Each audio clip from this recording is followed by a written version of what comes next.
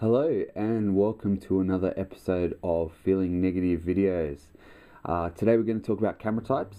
I just picked up my Linhof today, Cardin Master TL, and so pretty excited about that. But what I thought we might do is do a quick rundown of basic types of cameras and what's available in terms of film and size and all that sort of thing. Okay, so starting at the sub-miniature range, I don't have anything suitable for showing today, unfortunately. However, stepping up to the 110 range, we have here the Demican. Now this is an 8mm fisheye. It's extremely small, as you can see. Flimsy little viewfinder, honestly not very practical at all. Single shutter speed, single aperture of f8, and I think a shutter speed of 1/100th of a second or something like that.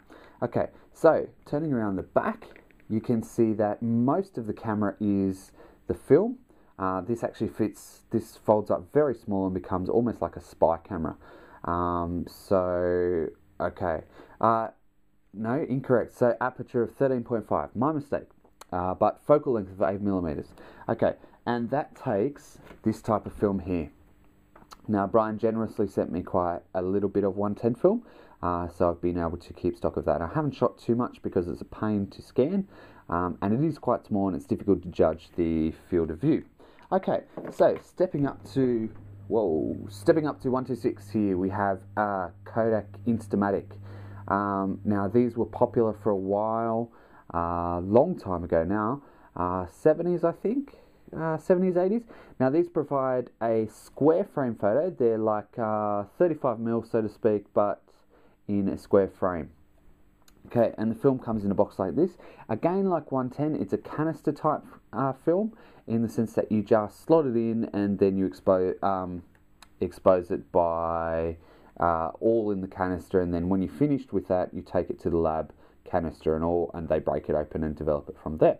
Okay, so stepping up from there, we go to 35mm. Now, everybody knows what 35mm looks like. This is a 35mm canister, Kodachrome 64, of which I actually need to shoot and process this year before it stops being developed anymore. Okay, this particular camera is a Yashica Electro 35 MC, not to be confused with the Electro 35 GT or GSN or GS.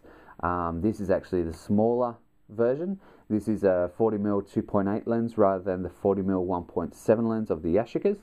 I have one up here actually for comparison. Okay, always got cameras lying around. Okay, so as you can see, there's quite a size difference here. You can see quite big. Okay, now I chose this particular camera because it's zone focus, so it's quite small. Not quite a rangefinder, but a little bit smaller. Very compact. Just to show you what's available in 35mm. Of course, stepping up to an SLR, everybody knows SLRs. Standard 50mm focal length. This is a Canon AE1 program. Don't use it particularly much, to be honest. Not a huge fan of these, but they do have their following, and it is quite a nice camera. Okay, stepping up from the 35mm, we go to 120. Now, this in particular is a Rolleiflex Automat. Pop-up viewfinder, twin lens reflex, meaning that twin lenses takes a 6x6 negative and of course takes roll film. So that just fits in the back very easily. Quite a compact camera, 6x6 negative, as I said. Fantastic, slow lens in that it's a 3.5 lens, but still quite useful for portraits and all that sort of thing. Again, cult following. This one in particular has a little bit of fungus in the lens that needs cleaning up. Okay, so moving right along, we move up to 4x5. Now this is the Horseman 45 FA. Now that lens should have been secured in there.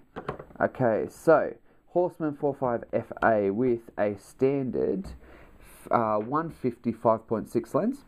Now, as you can see here, quite compact, without the lens, folds up very simply. So the lens just detaches like this, and of course you put the lens caps on and all that sort of thing. And you can see the bellows just slide inside the body like that. Click these little rails down, fold it up, and there you go. So this is an example of a 4x5 field camera. Now that's very compact, very travelable, and basically that's all you need, plus a lens of course, to take some photos as well as a dark slide. containing film, being one of these. Okay, so with these three items here, you're basically set up for a 4x5 photo. On the other hand, we have here my Linhof Carden Master. And I'm very excited about this camera. From what I understand, while it's got 4x5 back on it at the moment, it can go up to 8x10. Now my plan this year was to try and get up to 8x10, and I didn't actually think it would be possible, but it seems to have happened. Through chance, I picked up this camera very cheaply and couldn't pass it up. Now this is a monorail camera, which means that if I can hold it up for the camera there, okay, so what you can see is that down here is very heavy. I think it's about 9 kilos or something like that in terms of reuse. In terms of this, which I can pick up with one hand. So we have down here, we have the monorail. Then we have the front standard where the lens board is. This is also a 155.6 lens. Quite different, you can see, from the Horseman lenses. Much bigger lens board here. And then on the back we have the rear standard and bellows in between. Now if I can swing this around a little bit. Okay, so I haven't had much of a chance to play with this, but basically this is a kit camera in the sense that you have a front standard which is removable, so that just pops off just like that, and you have your lens there.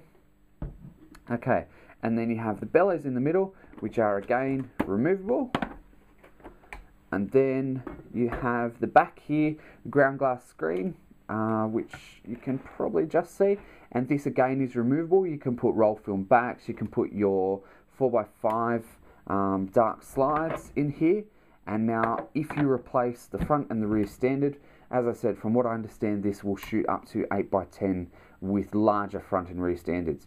As you can see, this is a massive camera. This is more of a studio camera, and at this point in time I don't think I have a tripod suitable, but I do have some large lighting stands on which my continuous lighting is mounted at the moment, which should be suitable once I mount a tripod head. However, it's just a huge camera. I'm blown away how huge it is. As I said, 9 kilos, although these parts do detach, and you can just travel with the monorail. Even so, I mean, even without the lenses, it's still very difficult to pick up, and very huge. So basically what we have here is a rundown of all the cameras. So just in review, we have, starting with 110, which is fisheye lens here. Now you can get SLR 110s and you know, zone focus and all that sort of thing. This was just the only 110 I had on hand. Moving up to 126, which is a square negative but still cassette type film. Then we move up to small rangefinders. This one in particular, a Yashica, taking 35mm film. 35mm SLR, fantastic for sort of street work and that sort of thing. Although street work perhaps not so much with an SLR, according to Chris Weeks. Then we have 6x6 TLR or twin lens reflex, which is beautiful, fantastic camera to use.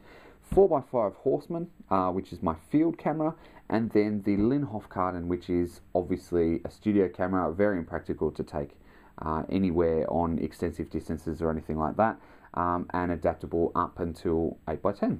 And so that's all the formats that I have available. Hopefully this gives you a better rundown and almost like a hands-on sort of review as best as possible. Again, if you have any questions, just ask them in the comments down below. Okay, thank you for listening and catch you next time.